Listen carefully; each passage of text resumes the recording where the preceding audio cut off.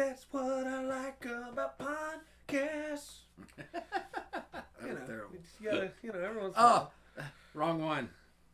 No, we got a Wendy's ad on our own podcast. Yeah. Wendy's doesn't sponsor us. Come on, Twitch. Yes, I know.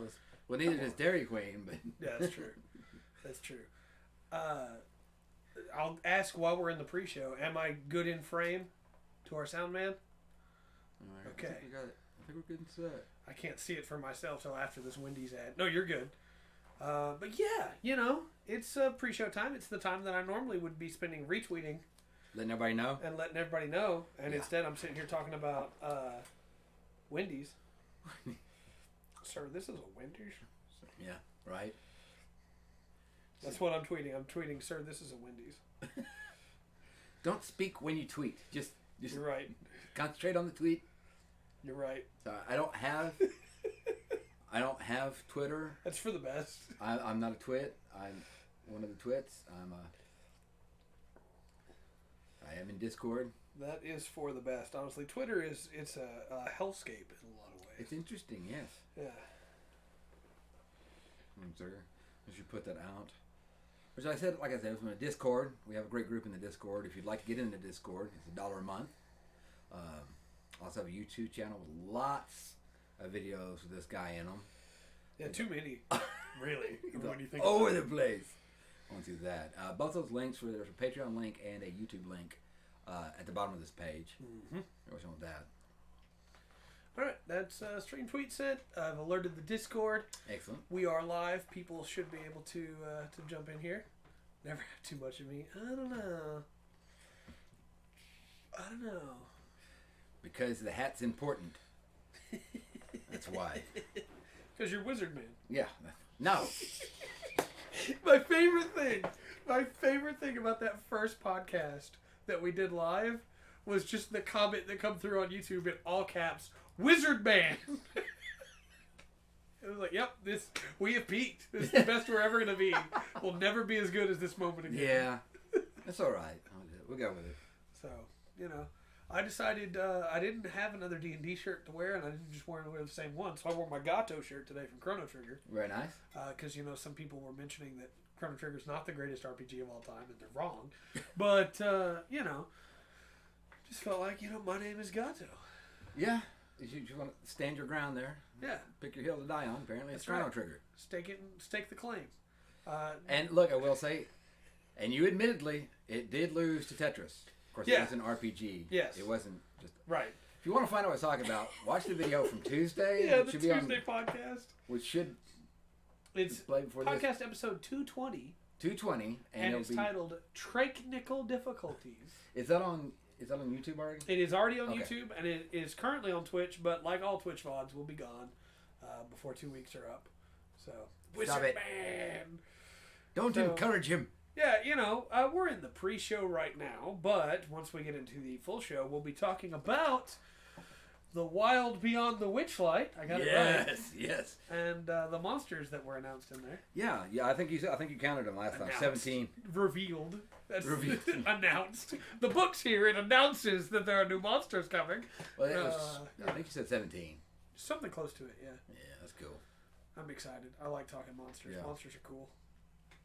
I do too, and I've liked this book so far. Have you ever homebrewed a monster? Oh yeah, all the time. Yeah, that's where the real fun's at. Oh. You homebrew that monster and you make something crazy and fun. And well, you don't even have to do that. You can do like a lot of homebrew stuff is like if the group's going up against other humanoids. Yeah. Like maybe some soldiers or things like that. I'm not going to the stat sheet for those guys. Yeah. So it doesn't have to be extravagant. Yeah. It can be. You can get as crazy as you want it to get. Yeah, here's a creature that walks like a gorilla, has an exposed red spine, and has a single eye that moves in between slots on its carapace head. Yeah, maybe I made that creature. Yeah, maybe when do you actually get to use it? Scoot up just a touch. I can scoot up just a touch. Oh, Trey. I thought no, he's supposed to look tiny. Yeah, I'm supposed to be small. I'm gonna get way up here. And he's going to get way back there. We're going to turn and look like we're talking to each other. Yeah, everything's going great. So, yeah, good. Just, doing good, Trey. And that way I look huge.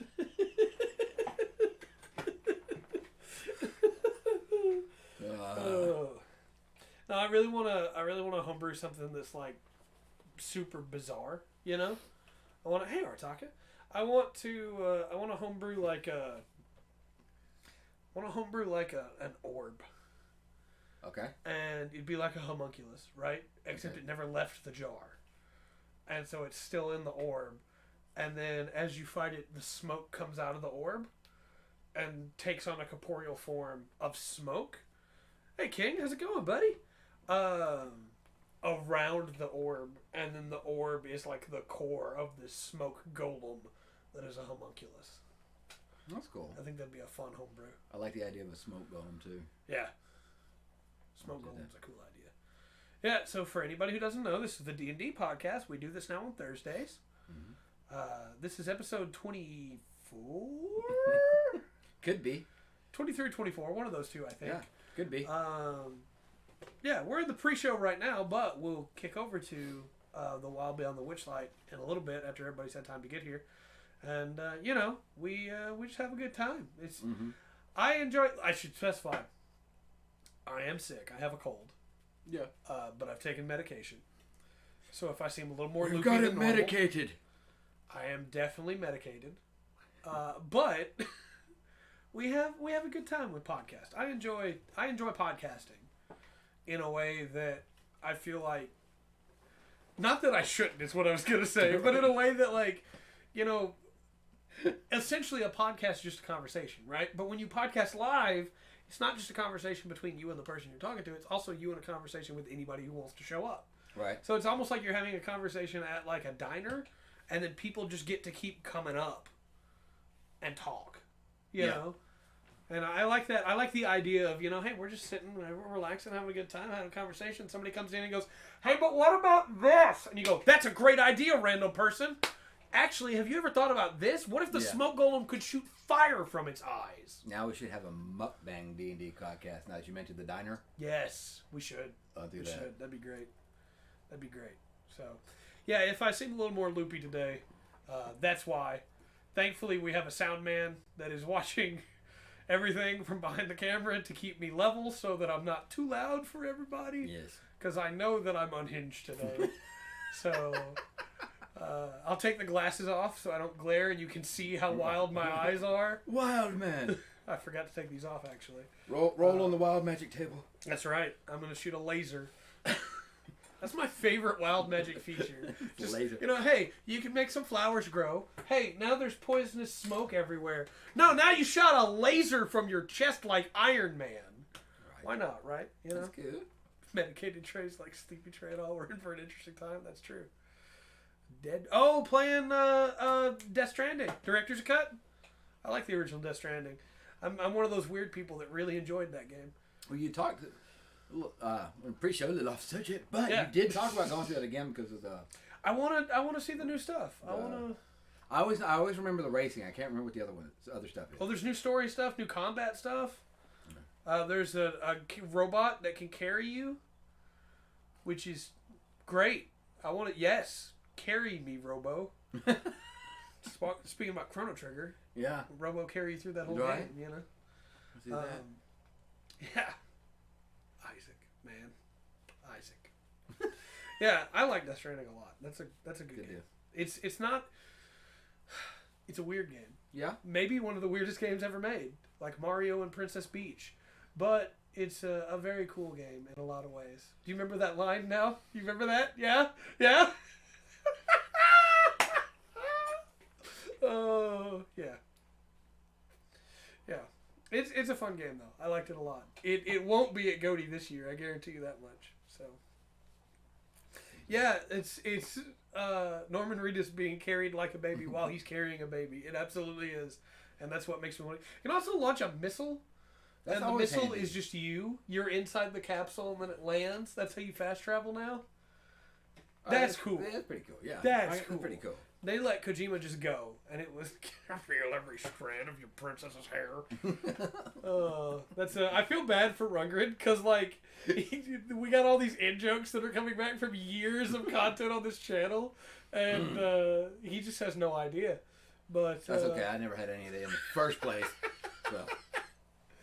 Well, we are just now at 10 minutes, so Should we begin? Yeah. I don't... Yes. Carrying a baby. Yeah, it's baby inception.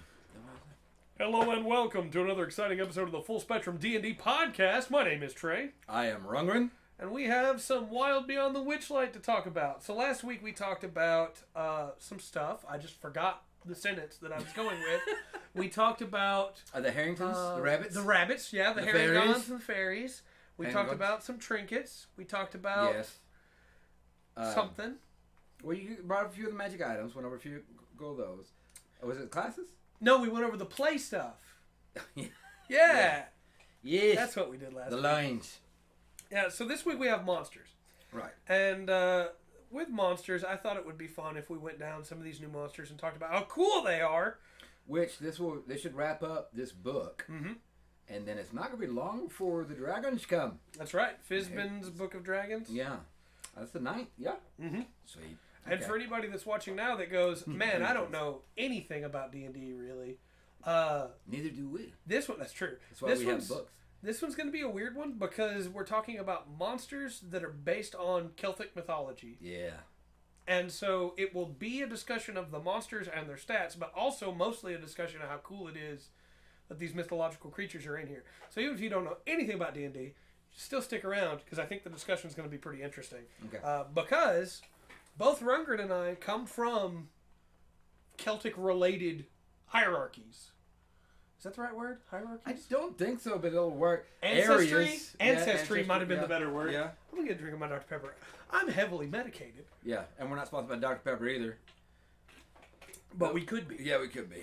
At that. Please. Coca-Cola, if you want to sponsor us for Dr. Pepper, I will talk about Dr. Pepper for a sponsored segment without question. But yeah, we come from Celtic ancestries. Yeah. So it seems like nothing's changed. Sword Spruder, don't hide your roots, Mr. Dark Dragon Tooth. We're not going to get into the Dark Dragon Tooth. I'll tell you that story one day. All right. So our first monster is... It's got to be good. Red Tray. Look, okay. I'll tell that story real quick. Just because why not, right? I mean, we're having fun here. So, when I was a teenager... Yeah. I bought a katana. Nice. It's a good one, too. I spent an entire income tax refund on that sword. Oh. And when it came in, it had a little slip of paper that said it didn't have a name. Oh, okay. So I named it the Fang of the Dark Dragon. That's, yeah. Yakan no Ryu no Kiba. Yeah. Yeah. Yeah. I'm sure it deserved that title, Trey. I was a teenager. Look, we all have those phases, okay? We call it chunibyo, right? I was being a little chuny. But at least I never Naruto ran anywhere. On camera. Okay. Like, does that count at that point, or is it since? I just want clarification here on how this puts out. Depends on what the definition of is. All I'm saying is, I know this is a D&D podcast, but everybody that has watched Dragon Ball Z has tried to fire off a Kamehameha wave. Literally everyone. Okay. If you say you haven't, you're lying. Everyone that watched Dragon Ball Z has tried to use a Kamehameha. That's the truth. Nice. So let's talk about monsters. Okay. Please, get off of me and onto this. Okay. So our first monster, again, these are monsters that are coming in the book, The Wild Beyond the Witchlight. Yes. And they are very cool. Celtic mythology based, as we said. Mm-hmm. And you can get these separate on D&D Beyond. We're not sponsored by them, but Yeah. you can get these separate if you want to, without having to get the rest of the book, if you just want the monsters. Our first monster is a Boggle. Nice. Obviously, mythologically wise, it has all the letters, and you try to make the words. Yeah. Just shake it. Got like 5 minutes. There's a bunch of different versions of Boggles in mythology, right? Sometimes they're called Bogwraiths. Sometimes they're called Boggins. But a Boggle are like the things that hide under beds, right? Yeah. They're the creature that tries to scare you. Yeah. They're the boogeyman in a lot of ways. And it's where the boogeyman comes from in a lot of ways, Yeah, if you said you haven't, you did. You're lying. A Boggle excretes a special oil from its pores and can make the substance slippery or sticky. The oil dries up and disappears an hour after the Boggle expels it. A Boggle can create magical openings that enable it to travel short distances or to pilfer items that would otherwise be beyond its reach. To create such a rift in space, a Boggle must be adjacent to a space defined by a frame, such as an open window or a doorway, a gap between the bars of a cage, or the space between the feet of a bed and the floor. The rift disappears after a few seconds, enough time for the Boggle to step, reach, or attack through it. So again, these are your boogeyman, right? Yeah. We're not going to go into like the entire stat block again. I want you to get the book for yourself if you're curious about those things. But we're going to go into what it can do, basically. Yeah. It is resistant to fire. Yeah. It doesn't say in here that it's weak to silver or iron. Well, okay, that's one thing I can worry about because that's a Fey kind of old tradition. But I would probably still rule it as that. Yeah. Because, hey, you have to, right? Right. It speaks Sylvan, as most things that we're going to go over today will, and it's a challenge rating 1/8. Okay. It has a pummel, which is +1 to hit, 5-foot target, 1d6 -1 bludgeoning damage. It has the oil puddle, where it can create the non-flammable oil. Puddle's 1 inch deep and covers the ground in the Boggle's space. Puddle's difficult terrain for all creatures except Boggles and lasts for an hour. You can either make slippery or sticky oil. Slippery oil if they step in it or start their turn there. They have to make a DC 11 dex save or fall prone. Sticky, step there, start their turn there. DC 11 strength save or be restrained. And then on their turn they can use an action to try and get out of it. I keep thinking I'm old. There's this 80s movie. There's a couple of them called Critters. Yeah. And that's what I keep picturing in my mind. Sure. As these little things with the big mouths with the teeth and everything. Yeah, well here's a picture. Not far off. And I will show you the picture. Not far off. That's a Boggle. And it has some other bonus actions we'll get into in a minute. But I really like this creature. I think this is one that, again, because it can open up that rift, you can use it basically anywhere. Yeah. It doesn't have to be in the Fae. I like this creature a lot. And now that I own it, I will be using it. I also like it as like a spy creature, right? Yeah. It pops in, gets information, and pop back out. Mm-hmm. I realize now that I have to be careful about this because our sound guy is a player in my campaign. And so, if I say I'm going to use something, now he's going to expect it. Welcome to my world. Right? I'm a player in your campaign. For anybody who doesn't know, Ryan Rundgren and I both are DMs. I play in his world. He tells me he is. I've never seen it. Our soundman can attest for me. But, one of these days you're going to run in one of my worlds. Okay. Bonus actions. The Boggle Oil. Mm-hmm. It can do that as a bonus action for the two oil, slippery or sticky. Yeah. The Boggle has advantage on dex checks made to escape bonds if it uses the oil on itself. That's cool. That's a nice little if it's slippery thing. oil. Yeah. And if it's sticky oil, it has advantage on strength checks made to grapple and any ability check made to maintain a hold on the creature. Yeah, that's because it can stick. Right. And then finally, as a bonus action, Dimensional Rift. The Boggle creates an invisible and immobile rift within an opening or frame it can see within 5 feet of it, provided the space is no bigger than 10 feet on any side. The rift bridges the distance between that space and a point within 30 feet of it that the Boggle can see, or specified by distance and direction, such as 30 feet straight up. While next to the rift, the Boggle can see through it, and it is considered to be next to the destination as well, and anything the Boggle puts through the rift, including a portion of its body, emerges at the destination. Only the Boggle can use the rift. Your players cannot, and it lasts until the end of the Boggle's next turn. I like that. Those were all done on a bonus action? Mm-hmm. That's cool. Yeah, these things are stout little 1/8 challenge enemies. Well, I see them for like a little bit higher level groups as really being annoying. Yes, absolutely. As being jumping around. Yes. Mm-hmm. Next up are Briganox. They're mouse-sized creatures that live in mines. And whenever a mortal makes a non-magical wish, perhaps while blowing out the candles of a birthday cake or tossing a coin down a well, an echo of that wish becomes lodged in a stone buried deep in the earth of the Feywild. Briganox seek out these wish stones, discarding the ones that contain wishes of ill intent and keeping those that hold good wishes. Now, you may remember these instead as Spriggans Well, or Brigands. Well, Spriggans are... Okay. Now, this is where I might go, because Spriggans, depending on where you're from, they're a little bit different. Yes. Across there. And I'm pretty sure I was expecting Spriggans in here. Yes, this is the version of that. Okay. I was expecting actual Spriggans, but that's okay. Because those aren't... They are tricksters. Actual Spriggans were tricksters, but it was based on your intent. Yes. They were tricksters towards those that had malevolent intent. So this is the your wish takes hold as a rock, and there's a picture of the Briganox. Okay. So they are minors in this situation. There's the Briganox.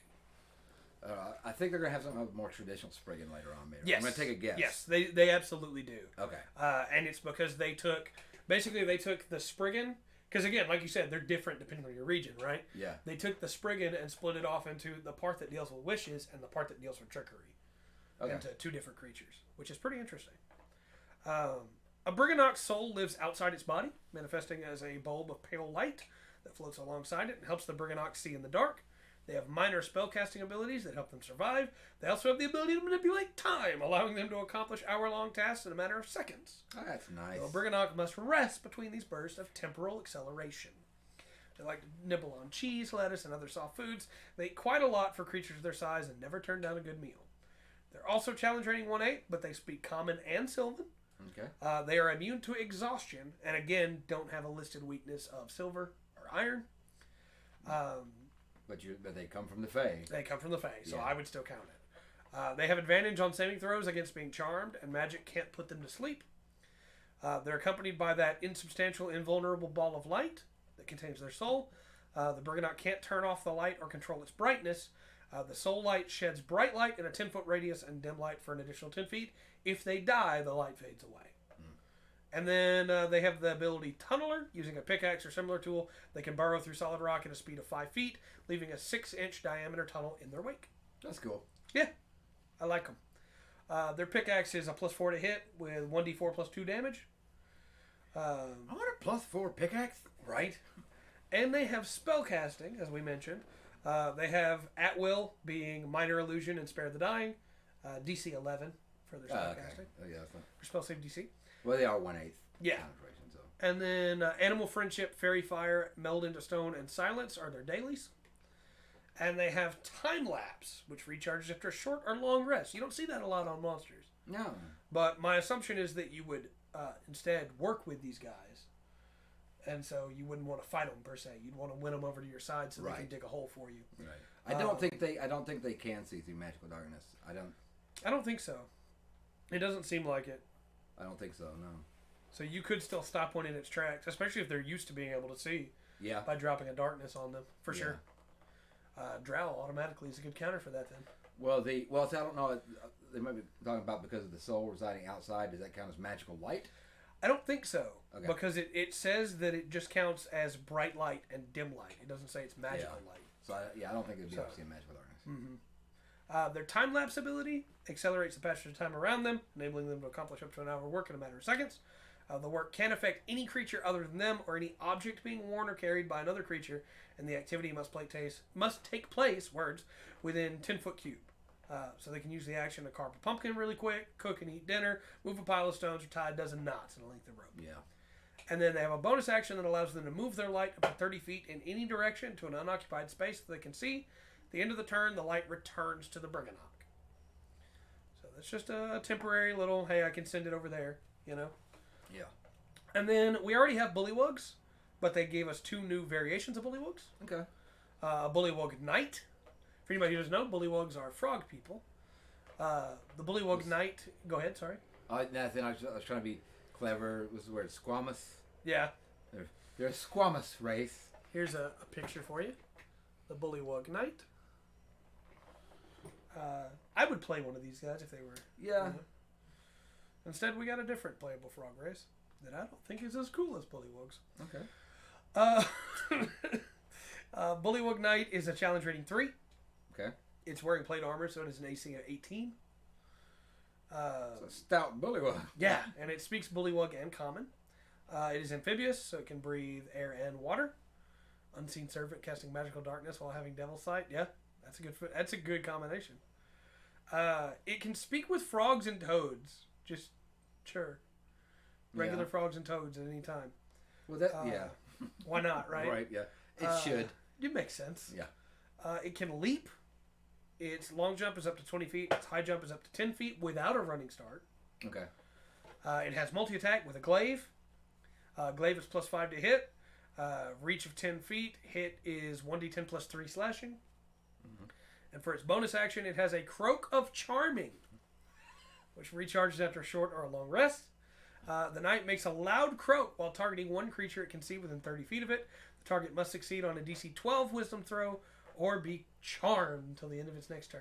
Yeah, I'm kind of upset because that was my catchphrase for when I sing a ballad. Croak of Charming? Charming, yes. Yeah. I have to write wizards. That's right. There's also the Bullywug Royal, and we don't get a picture for this one, but this is the Royal version. Wears hide armor and has a shield. Armor class of 15. Challenge rating of 3. Still speaks the same language as Bullywug in common. I also like the glaive. Glaives are cool. Yeah. It still has the same standing leap, speaking with frogs and toads, amphibious.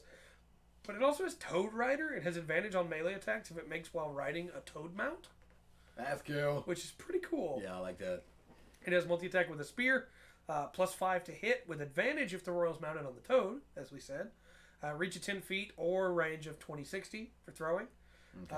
1d6 plus 3 piercing or 1d8 plus 3 piercing if it uses 2 hands. If the target is a medium or smaller creature, it must succeed on a DC 13 saving throw or be knocked prone. That's a strength save. And their bonus action is Croaked Decree, which recharges on a 5 and 6. The royal makes a loud pronouncement. Each ally of the royal that is within 60 feet of the royal and can hear the pronouncement has advantage on its first attack roll on its next turn. That's cool. It's very, very solid. Yeah. This is definitely an encounter that you do with backup, right? Oh, yeah. You have this thing ready to go. And I like the idea of bullywugs, too, because they're frogs, man. Frog people. Let's go. They're frog people. Yeah. No, and I think, we don't have Bullywug. Do we have Bullywug at 5e right now? Mm-hmm. As playable? Okay. Not playable. Well, I know we have Bullywug. Yeah. But I can't remember. No, instead we have I can't remember the name of it. We have the other frog race playable. I can pull it up, but... Yeah, keep going. Okay. Monsters. Next up is... I lost my place there. No! The Campestrous. And these are the mushrooms. Okay. Not mushroom people. The mushrooms. They're captivated by music, though they can't distinguish a well-played performance from a bad one. If anyone plays an instrument or sings right here. in the Campestrous vicinity, little creatures will happily sing along, each in an obnoxiously nasal falsetto as they dance and caper around whoever's making the music.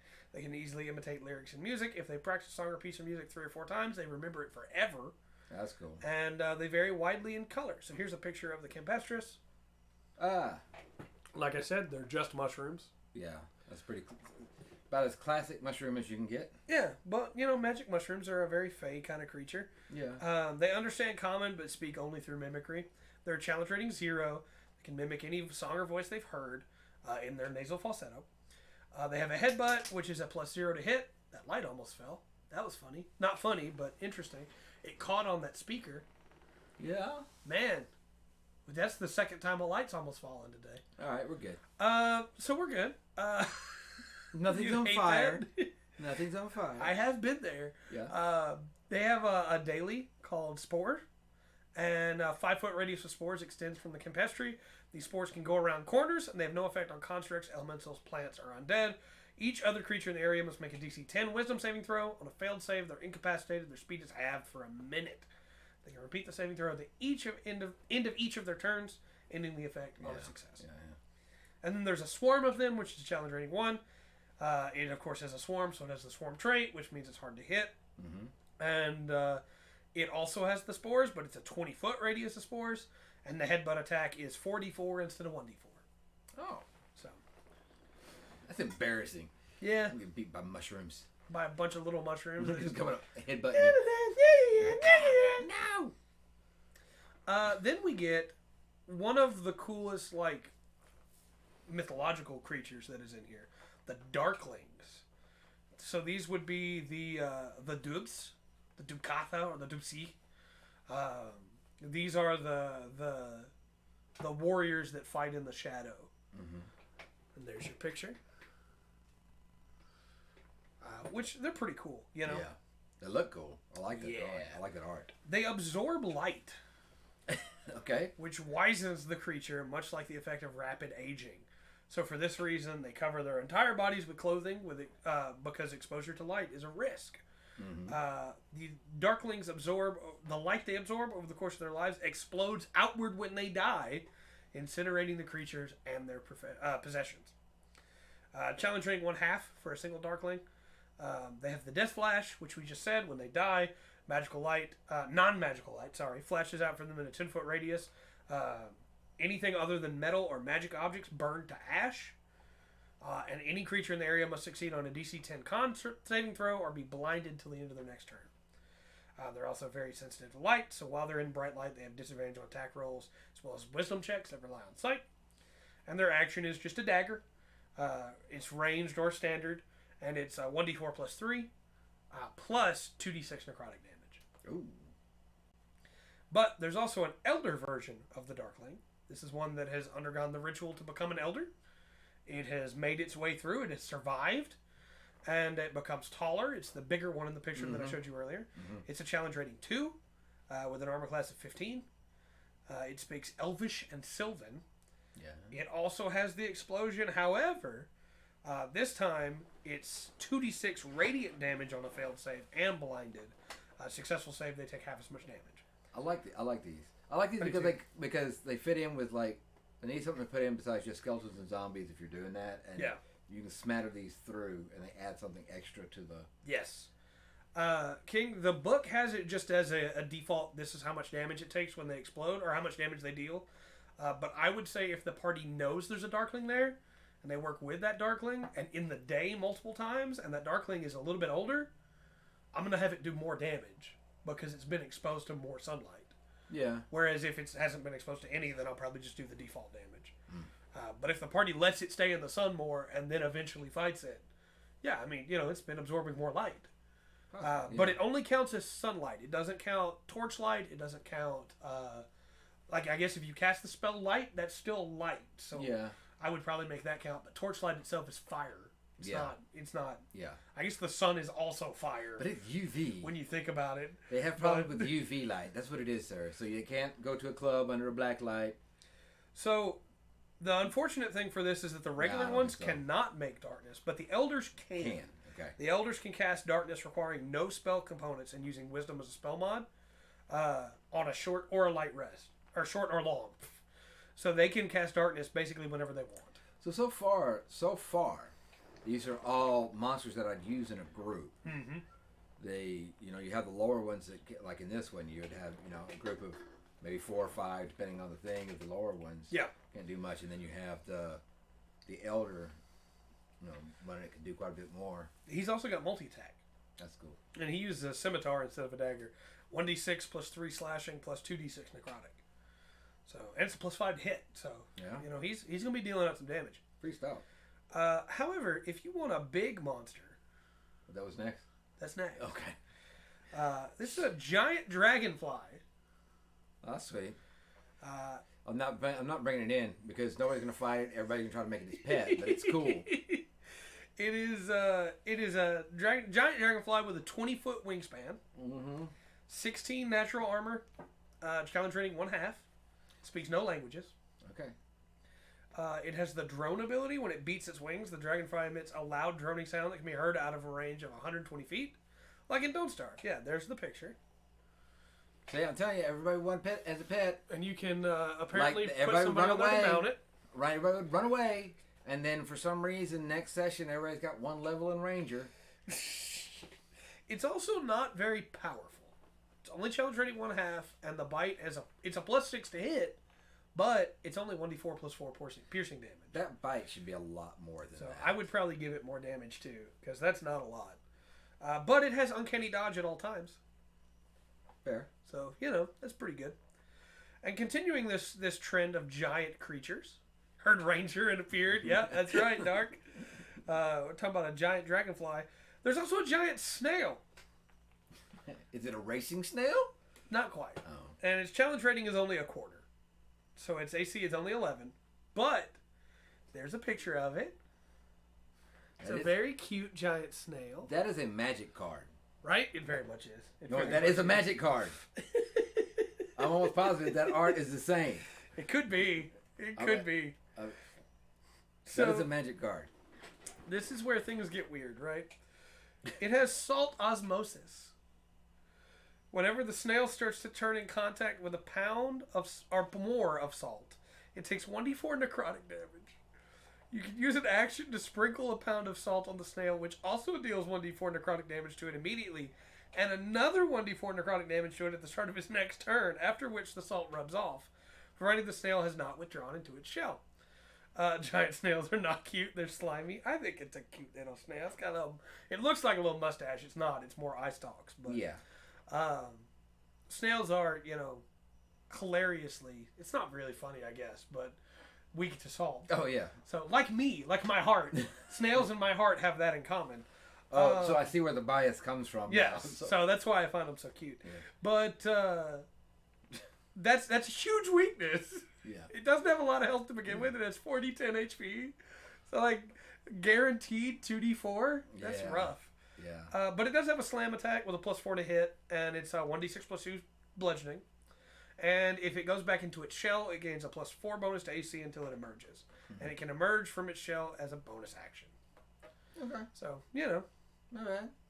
After that, we get some Harengon Brigands. Okay.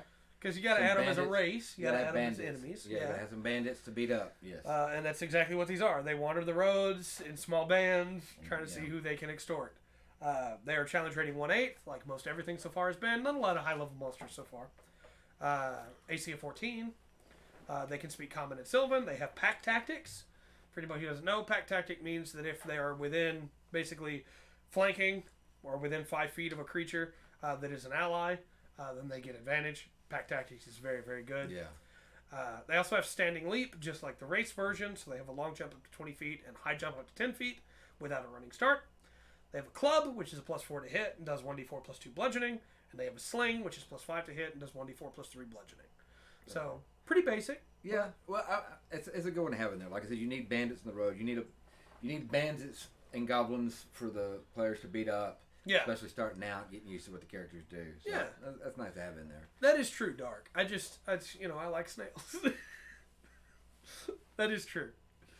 There is a sniper variant of the Harengon. Okay. Which is a 4th challenge rating. And they still have the club. They still have the standing leap. But now they have a light crossbow instead of a sling. +5 to hit. A range of 320 feet. And it's 1d8 + 3 piercing damage. And hit or miss. Immediately after making the attack, they can use the hide action. Yeah. Which you could set up a really cool encounter that way. Yes, you could. With a Harengon on a ridge. Mm-hmm. And you got to try and climb the ridge to get to him. And he's just... Yeah. However, we've been talking about stuff that's pretty low challenge rating. The one I have next for you is a challenge rating 13. Oh. And I hope you're ready to go snicker snack, because we're talking about the Jabberwock. Really? Is this Yeah. Jabberwock? Okay, that's cool. The Jabberwock, a solitary, temperamental predator that haunts pristine forests and ancient ruins. Accurate descriptions of Jabberwocks are hard to come by, because the rare survivors of an encounter with one retain only a confused impression of its parts and not a sense of the whole, which I think is really cool. They do include a picture here, and I will show you, but I kind of wish they hadn't included a picture, because I think it's way more fun to just have, the piecemeal descriptions of a Jabberwock. So, but there has to be... You gotta have something, right? Well, no, not only that, there's picture, there's that poem has a picture to it, that's there, so there's already this picture in my mind of it. That may not work, not for everybody, I understand, but... So here's the Jabberwock. And that's not far off. It's a Yeah. little more, realistic, done. It looks a lot like a Khezu from Monster Hunter, except a little bit less cool. And if you don't think Khezu's cool, look, I'm sorry. I'm not mad at you. I'm not even disappointed. I just recognize that Khezu is incredibly cute and cool. I said cool, not cute the first time. I'm still medicated. Let's just get that out there. I'm heavily medicated. So I expect me to be more unhinged than usual, just as a reminder. Now let's talk about these stats, because Jabberwocks are pretty great. They should be. There's something you need to know about them too as a DM, which is once they've chosen a target, they concentrate on that target until it's dead. They do not switch targets. They do not play around with anything like that. They don't try and be smart. A Jabberwock sights a target and it kills that target. So I'm wondering, in this world, the Jabberwock, there's others. Like, I think, like in the original one, It's just one. One, right? Yeah. It's just one creature. But Yeah. here, they've actually you've got a few. It may be the boss. I don't know. Also, to mention, that's not just it will attack that target until that target dies. Yeah. It will attack that target until one of them dies. Yes. So either you run from that thing, right, or it's still chasing you, or you kill it, basically. Yeah. It cannot be taunted. No, you cannot pull it off of one person onto another. It also has resistances to charmed, frightened, or poisoned. Any condition that would make it turn away from its target, basically. Yeah. It has resistances to, because they are very much focused on it. Also, lest we forget, it has I-beams, and we're going to get into that in a minute. Is there a difference between what kind of monsters exist between 3.5 and 5? Yes and no, I guess. Yeah, so you can take any monster from 3.5 and make them work in 5e easily. But there are some rules that have changed, so you will have to work on them a little bit. The biggest one that I can think of from 3.5 is that instant death isn't a rule anymore. There is no spell that just, other than, what's it called? Power word kill. Power word kill. Yeah, that's only up to 100 hit points. Right. You get that, it's not near as powerful. There used to be monsters in 3.5 that just could kill you. Just if they hit you with that ability, you're dead. Well, the Banshee still does. The Banshee still can. And the Intellect Devourer technically can if you have enough turns with it. Yeah. But, that's the biggest difference. Otherwise, yeah, you can take anything from 3.5 and put it in 5e. Now, this thing, because it is a challenge rating 13, it has 18 AC. Natural armor, of course. 10d12 plus 50 HP. It has vulnerabilities from a Vorpal sword. Yeah. Because, of course, it would. Yeah. It is immune to poison damage of all kinds. It has true sight to 120 feet. And its passive perception is 18. It will find you. Yeah. It has confusing burble. Let me get that R in there. It burbles to itself unless it's incapacitated. Any creature that starts its turn within 30 feet of the Jabberwock and is able to hear the burbling must make a DC 18 Charisma saving throw. Yeah. On a failed save, the creature can't take reactions until the start of its next turn, and it rolls a d4 to determine what it does during its current turn. 1 to 2, you do nothing. Your turn's gone.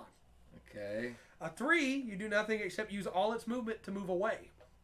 And on a 4, the creature either makes one melee attack against a random creature it can see or does nothing if no visible creature is within its reach. Wow. Yeah, DC 18 that's harsh. But again, you're fighting a Jabberwock. This is like, when it comes to mythology, the Jabberwock is in mythology what the Tarrasque is in D&D. Yeah. Right? Yeah. It is the thing. You have to have, well, technically, you have to have the Vorpal sword to kill it. Right. Or to even go up against it. Yeah. So it is insane.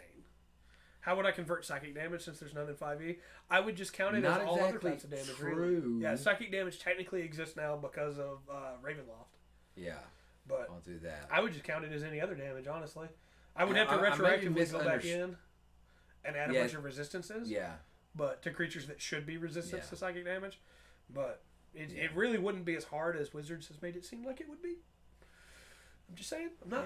Hey, if you want to sponsor us, please do. I could do it. First off, if you want to hire me to do it, I'll do it. Of course, the Jabberwock has legendary resistance, 3 a day. It has regeneration. It regains 10 hit points at the start of its turn. You say, well, 10's not that much, right? If the Jabberwock takes slashing damage, this trait doesn't function at the start of its next turn, and it dies only if it starts its turn with 0 hit points and doesn't regenerate. So you have to have done slashing damage to bring it to 0. Yeah. I wish that it could be just Vorpal, but that'd be so limiting. Because then if you don't have a Vorpal weapon, you can't beat this thing. I think you do.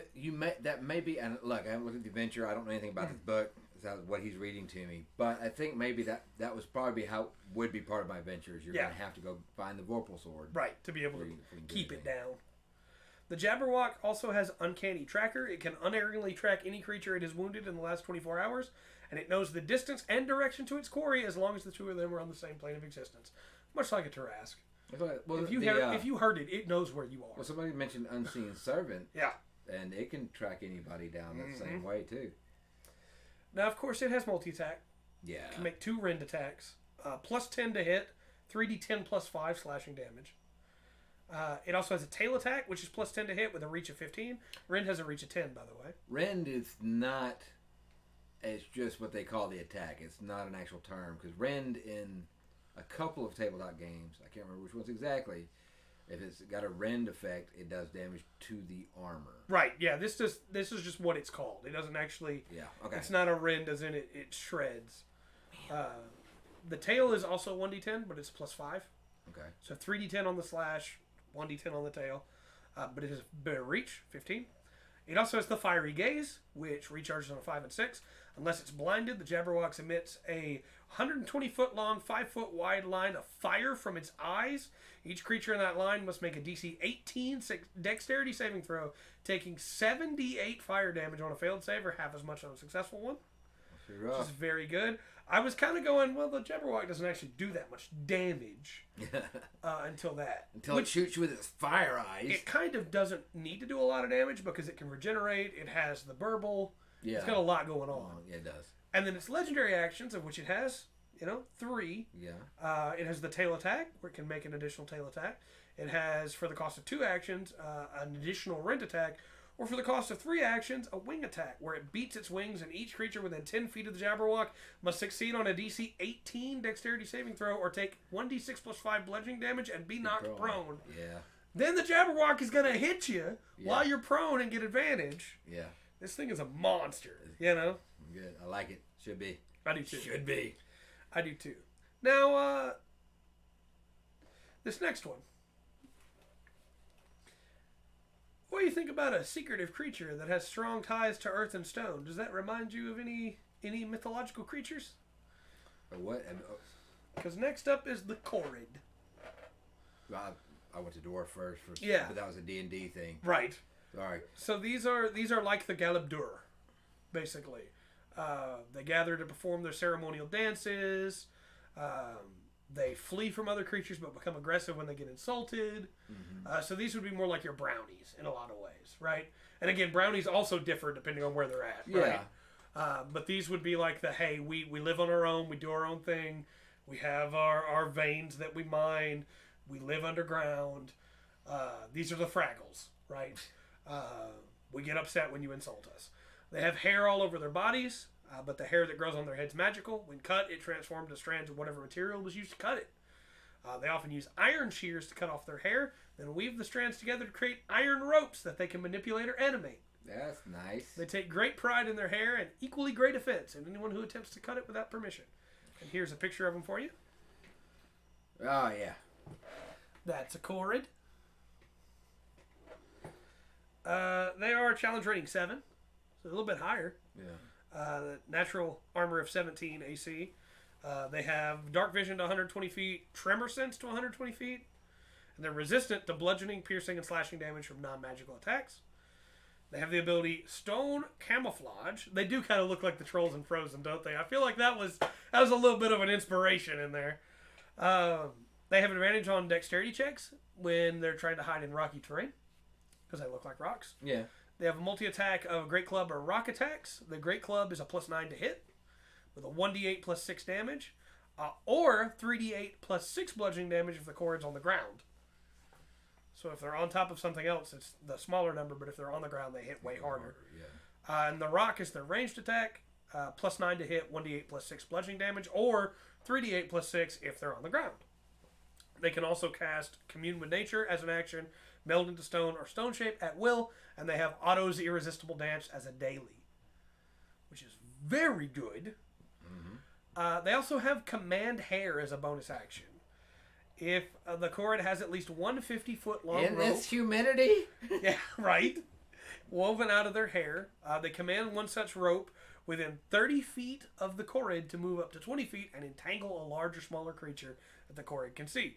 Target must succeed on a DC 13 dexterity saving throw or become grappled by the rope. Escape is also 13. Until the grapple ends, the target is restrained. The Choruid can use a bonus action to release the target, which is also freed if the Choruid dies or becomes incapacitated. The rope itself has an AC of 20 and 20 hit points. It regains 1 hit point at the start of each of the Choruid's turn, while the rope has at least 1 hit point and the Choruid is alive. Oh. The rope ropes to 0 hit points is destroyed. So, Very, very good. A weird little creature. And for anybody who's getting tired of us talking about monsters, we are almost done. We only have like 4 more to go.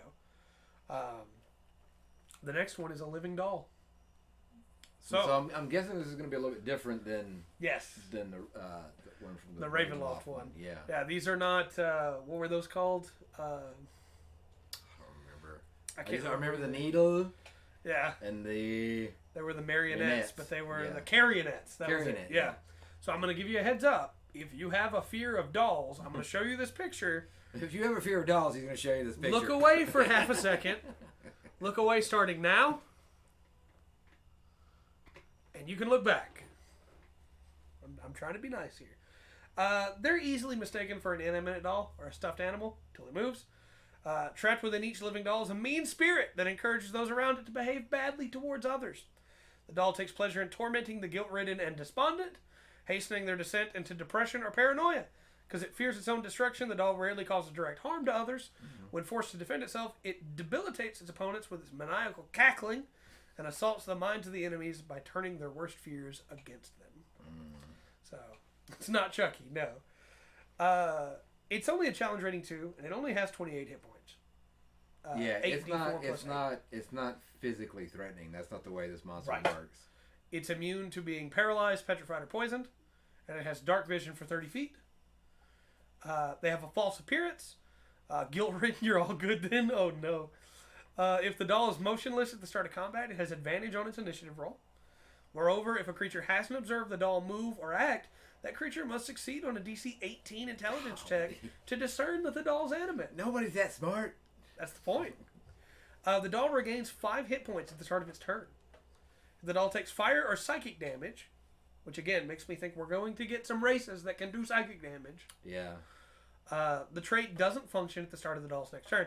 The doll is destroyed only if it starts its turn with 0 hit points and doesn't regenerate. The doll doesn't require air, food, drink, or sleep, of course. They do like the number 18 for DC checks in this book, for sure. Destroying all dolls in campaigns from now on. So it doesn't have a lot that it can do, right? But what it can do is pretty interesting. Okay. Its action is grabby hands, which I love. I love that that's the name of the action. I know a couple people that already have that action. Go ahead. The melee weapon attack is a +2 to hit, reach of 5 feet. The target is grappled, escape a DC 6. That's not, let me clarify, that's not roll to grapple. Yeah. The target is grappled. Yeah.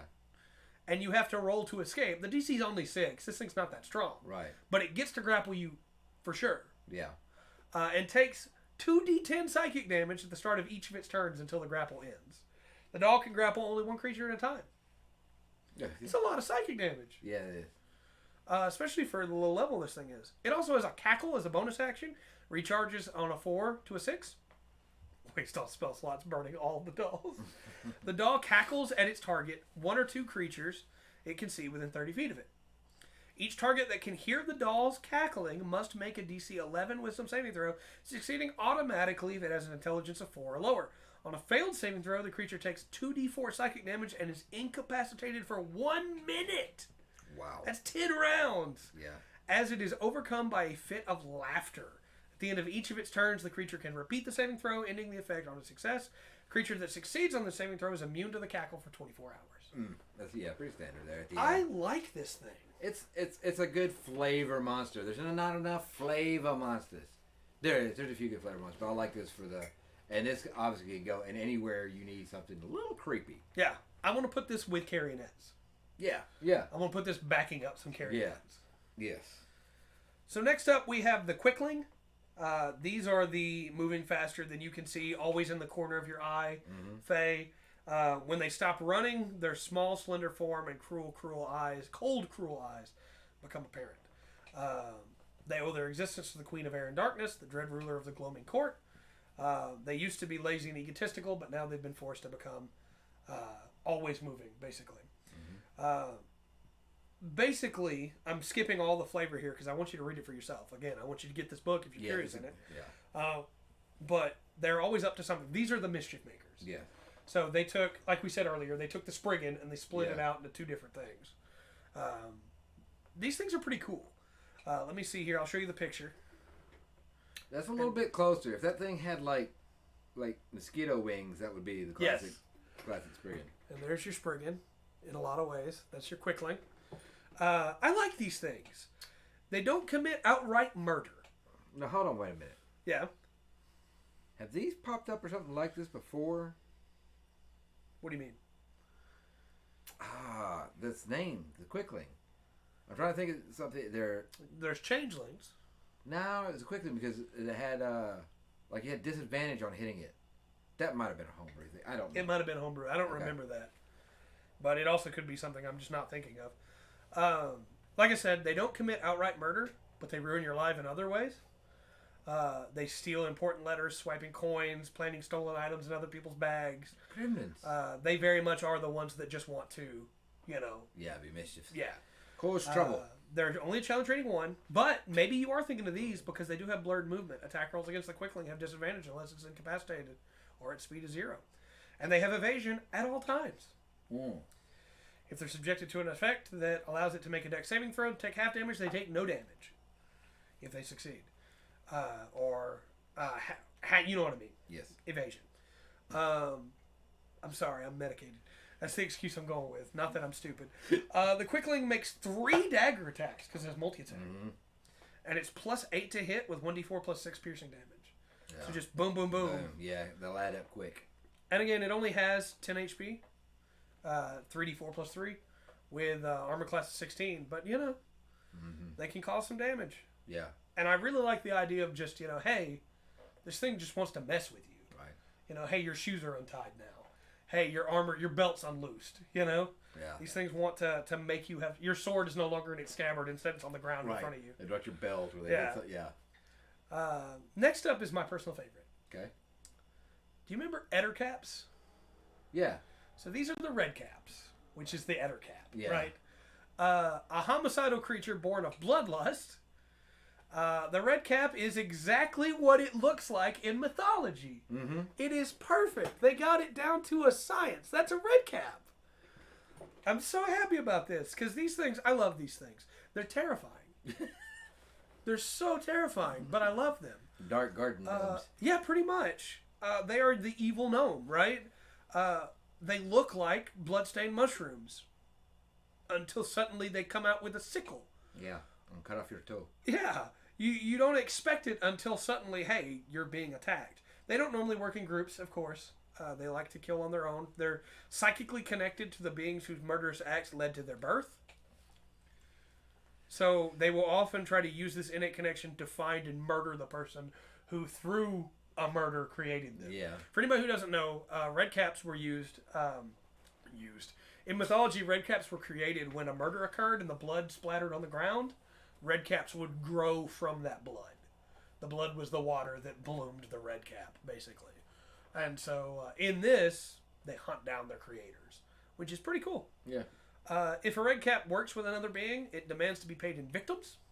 Oh, that's nice. A patron who tries to stifle a red cap's natural and necessary urge for blood risks becoming the red cap's next target. So, it's just a little evil gnome. The sickles are very cool. They're challenge rating 3. They have a natural armor of 14. They have iron boots. They have disadvantage on stealth checks. Oh, shit. Why not, right? Right.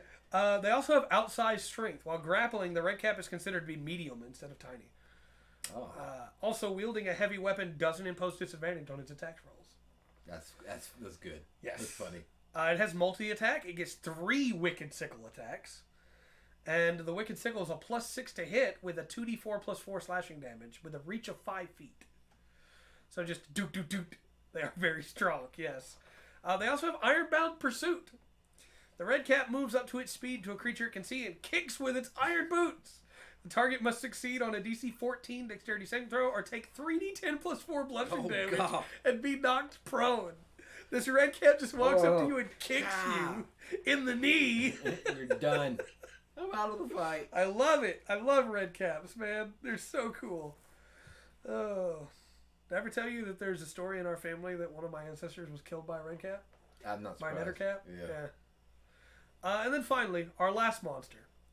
Most D&D characters need a kid. I mean, the Selenalian... Hold on, I'll get this. Hey, Andrew. I'll get this. Hey, Andrew. Selenalian Twins. Gleam and Glisser are high elf twins who until recently performed amazing acts of balance and agility at the Witchlight Carnival. Together they are known as the Selenalian Twins. A Selenalian is a celestial event during a lunar eclipse in which the sun and the eclipse moon can be observed at the same time, either just before sunset or just after sunrise, when both bodies appear just above the horizon at nearly opposite points in the sky. I did not know that, so I felt like I should read that. Yeah. No worries. We're just glad you're here. Yeah, and just give it another week and then get a test. But are they Kiki twins? That's a good question. I heard what you said. I'm ignoring you to move on to talk about the Selenalian Twins. They could be. Just figure that out in session 0. You don't want to bring that up in the wrong. Gleam and Glisser Gleam represents the moonlight. Glisser represents the sunlight. They both wear masks. Gleam, of course, wears a crescent moon. Glisser wears a sun mask. They've been blessed by Coralon. They can each change their sex at the end of a long rest. So, yes. Though one twin rarely does so without the other doing likewise. The accompanying stat block uses she and her as the default pronouns, but again, they can switch. Yeah. The twins are as fond as one another as two siblings can be. Sweet home. The twins are found mostly at the carnival, but of course they can go wherever they want. Gleam is an introvert, Glisser is an extrovert. They have friendly, agreeable demeanors and can be role-played with, but they're also a challenge rating 2. And they're pretty interesting as a combat encounter. Yes, so, I bet they are. They have a +8 acrobatics, a +6 sleight of hand, and a +6 stealth. Yeah. They have dark vision. They speak common and elvish. They have the Fey ancestry, of course. They can't be charmed. Magic can't put them to sleep. Or they have an advantage on saving those things being charmed, but good luck with that.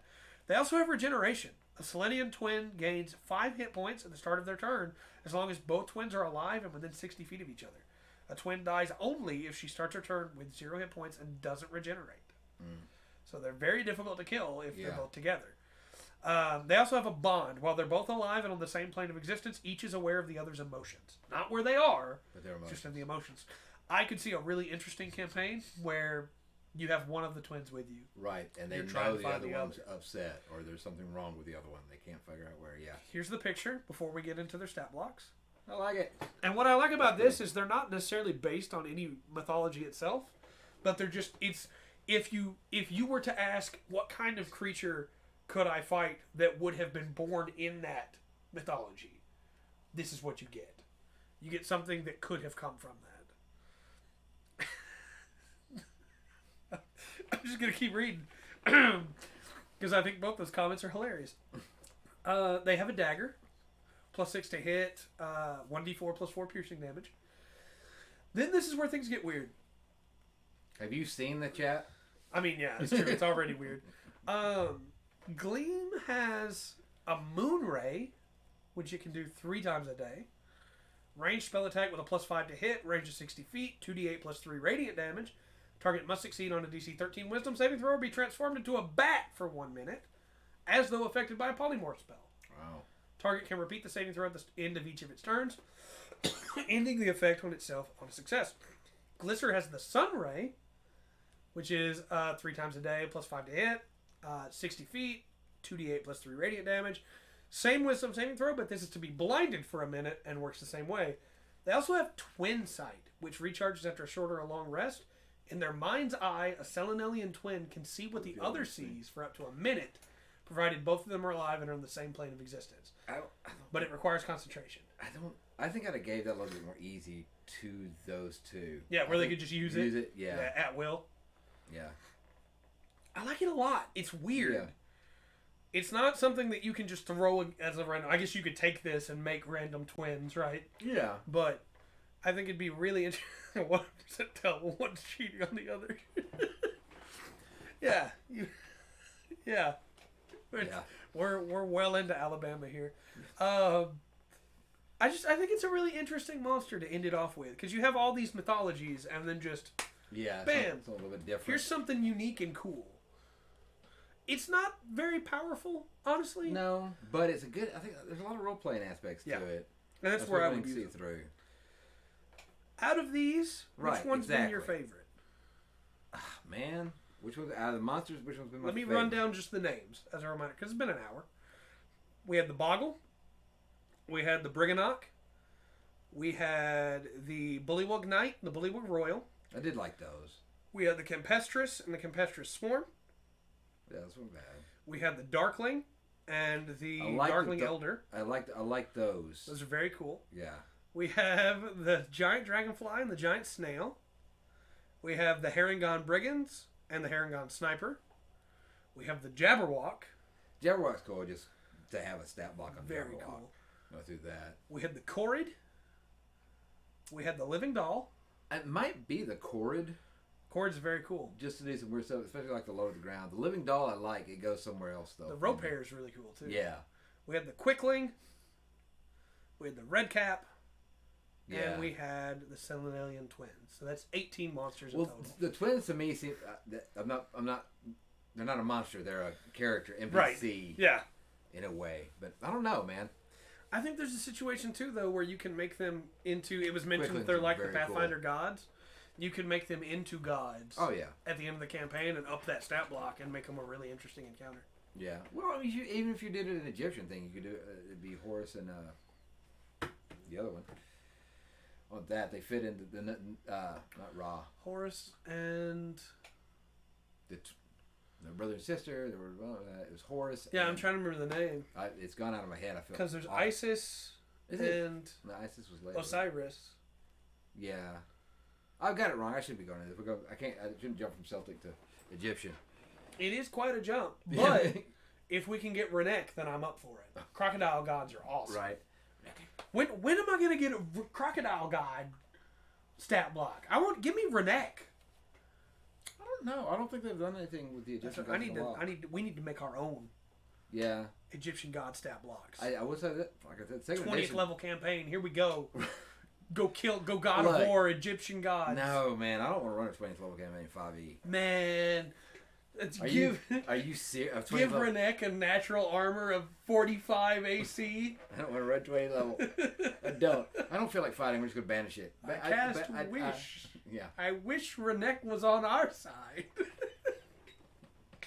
4-hour log fights. Yeah. Oh. Yeah, I like the red caps, obviously, are my favorite, for sure. Just the idea of being able to walk in and kick somebody in the knee. It's kind of weird. We finished the official. Yeah. Yeah. We're wrapping up now. Wrapping up and take that off. It's kind of weird to me, or I noticed there's spells, but there's no spell casters. Well, there were some that had spellcasting, but it you use wasn't. it as They an didn't have a action. list. Yeah. You use it as an action. Right. You didn't have spell slots. Yeah. It wasn't a. It was a. You can do these at will, or you can Right. do these. Yeah. There's nobody that's like, okay, the caster version of it. Right. They didn't have access to a whole list of spells. Right. Which I kind of like from a DN standpoint, because then I don't have to look stuff up. It's Makes right it a lot there. easier. So we have coming up soon will be Fizbin's, and then Strixhaven. Yeah. Go to the store here and see what books we got coming up. We have Fizbin's Treasury of Dragons is coming on the 19th. That'd be cool. Looking forward to that. And Strixhaven, A Curriculum of Chaos is coming on the 16th. Obviously, we'll be covering those as well. Mm-hmm. But since we have a little bit of time till then, we're going to go back to subclasses next week, yeah? Yeah, until we get the new ones back out. We'll be back on Rogue. Mm-hmm. Where we start from the basic, basic rules, the player's handbook. I think that is going to be a really interesting discussion, but I think we're going to spend a long time on Rogue. I think so. I think the differences between Assassin and Arcane Trickster are really interesting, actually. Well, I think... And even then, Arcane Trickster. Yeah. How you playing that? Yeah. There's so many options. Well, I think that's a good thing about the Rogue class, and why we'll be on it so long, because the options that you're given there, Thief, Assassin, Arcane Trickster, which we'll get into, yeah, there's a lot more role play in there than, say, it seems to me, than some of the other classes you get with a little more strict. What's your first one? My group is going to have to get used to the fact that all of a sudden now they're Red Caps and Selenalian Twins showing up. Just everywhere. Yeah, where did these Spriggans come from? I'm sorry, Quicklings. Yeah. Well, see, I like the Spriggans, because, I don't know the name of the story, and I'm pretty sure this goes through the Cornish version of it. Yeah. But the guy went up, chased them up, because if you went up and watched and were respectful, a lot of times they'd give you a gift. Yeah. And you would leave with a gift. And it wasn't it wasn't a bad like a twisted gift or a cursed gift. Like it was an actual gift because they had gold and gems and things like that. Jen. And there's a story of good to see you too, Jen, or your name at least. But he goes up and he chases them off the hill. He takes a bag and he starts filling it up, and they come up behind him. Yeah. And they tie him down and they bite and pinch him to death, basically. Yeah. I can't remember where it was, but like you said, they put him into two different ones. Yeah. So interesting little group. To answer that, Desiree, Wizards owns both, so they just went, "Hey, why not?" Yeah. Sure. Yeah, go for it. Yeah. By all means. We had the Planeswalker. There was an adventure book that had Across the Plains or something like that sometime back. I've used Planeswalkers in campaigns before. They're really fun. Well, they had, not long ago, the Magic set before last one was D&D, or was the last one D&D? I think the last one was D&D, but I don't keep up with Magic. Yeah. I'm on the D&D side of things. Yeah. Before we get too far off topic, though, I wanted to ask you, are there any Celtic mythology creatures that you wish had been included as monsters? Because I have one for sure. Actually, I can think quite a few. There's no horses. Well, we already have the Doulahan and the Kelpie. Oh, that. The Kelpie already exists in the monster. Yeah, but it's not like a Kelpie, right? But okay, that's. I think if I remember when we talked about that, that's like northeast Scotland, off the shore, the horse monster. Right. I did that, and I don't know. I think they should. I would have liked some more. Yes, I agree. More of the black dogs. Yeah, there's no Gwishkis at all. You know, and I really wish we'd gotten a Gwishki. I love Gwishkis so much. You know, because if you go up here, they're all black, basically all black dogs. This one's got one cyclopic red eye. This one, and I shouldn't call it a Gwishki because that's the Welsh name for it. Yeah, I was raised as Bofdoogs.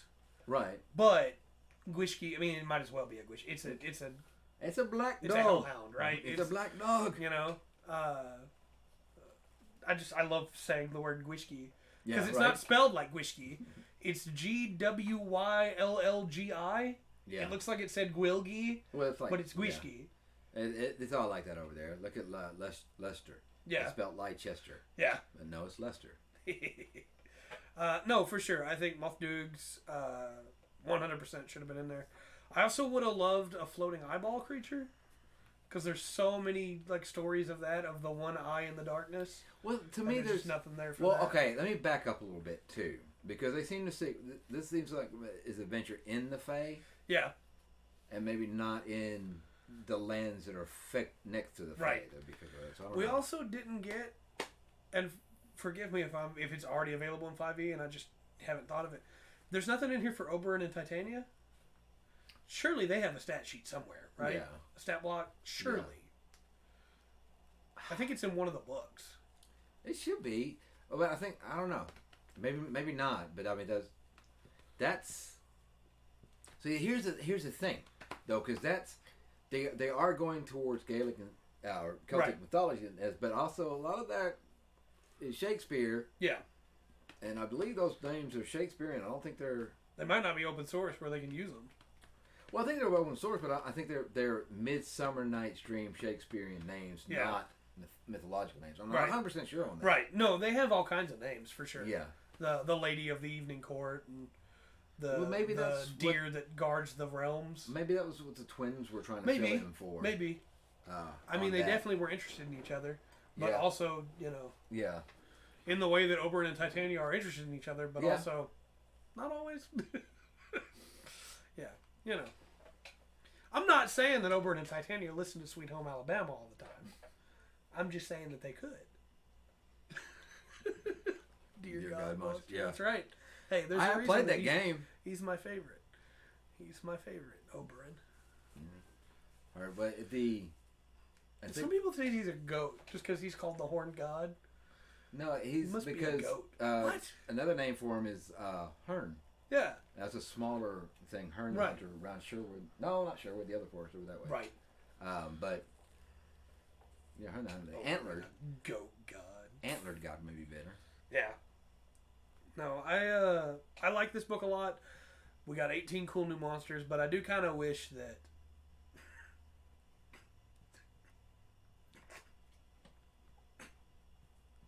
I do kind of wish we'd gotten a Gwishki, or that we'd gotten maybe a variant of like a Doulahan.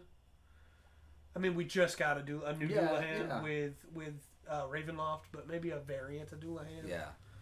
Or, like we said, a Nereid or a Kelpie or something like that would have been really cool. I like it, though. I think it's a good book. I think that with all that's in there, even though I don't buy adventure books, it was worthwhile for me to buy it. No, I like the setting alone. It's really cool. Chat, what am I going to do with you? I love you so, Chat. You're the best. Yeah. I don't really have much more to say about this book, and I think you're just about out of coffee. I am. I'm about to take this last little swig down here. Now I've liked the direction that they're going. Mm-hmm. I like the fact that that there's not spellcasters among the ones you can just worry about using it as an action. Not have to keep up with some other stuff. That's helpful as that. Well, we are glad that everybody that's here with chat with us was here. Yes. And again, let me get into pitch phase as you finish off that coffee.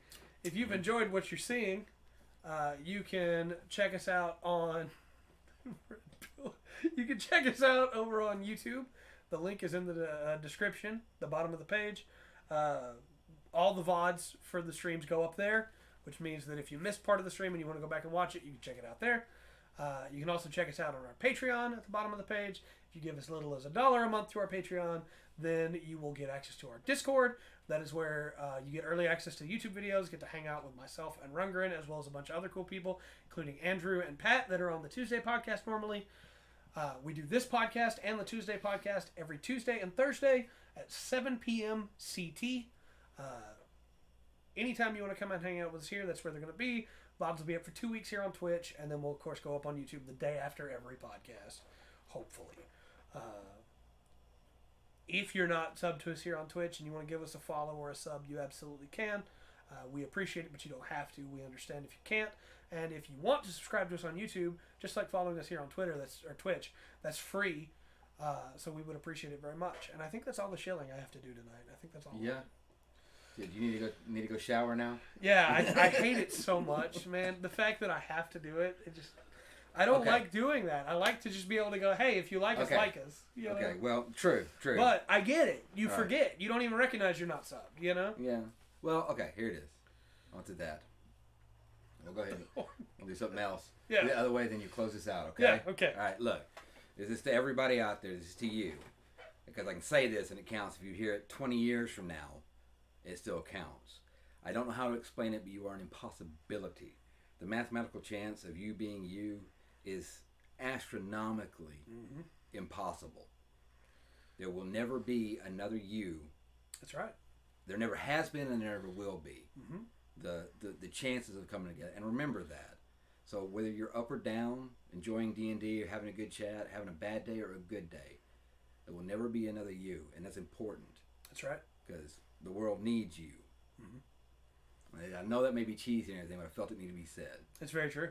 All right? It's very true. Especially today when so many people don't feel needed. It's like, hey, you're important. You are. I mean, you matter. There's seriously, when you start getting the numbers, a deck of cards has never been fully shuffled. Mathematically, there's never been 2 decks of cards that ended up the same way. That's right. And the factors that go into making a person an individual are so far beyond that. That's right. And then you add in the factor of the chance that they would see this. Oh, yeah. And be a part of our lives. Yeah. Because whether they know it or not, just by watching, whether they follow, whether they sub, anything like that or not, they have improved our lives just by being here. Yeah. So just keep that in mind. If you're feeling down or not important or anything, there has never been anything like you in the history of the universe, and there never will be again. Yeah. All right. And you can close this out if you want. So. All right. Well, with all that said, then, thanks everybody for coming out to the chat. I have been Trey. I've been Rundgren. And we've been the Full Spectrum. And remember to always enjoy the full spectrum that D&D has to offer.